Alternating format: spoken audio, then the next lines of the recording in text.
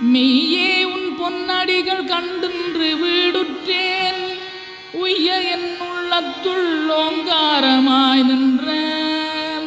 மெய்யா விமலா விடைப்பாக வேதங்கள் ஐயா என ஓங்கி ஆழ்ந்த கன்ற நுண்ணியனே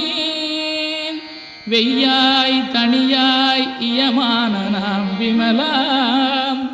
பொய்யாய் இணையெல்லாம் போயகல வந்தருளி மெய்ஞானமாகி மிளிர்கின்ற மெய்ச்சுடரேன் எஞ்ஞானமில்லாதேன் இன்பப் பெருமானே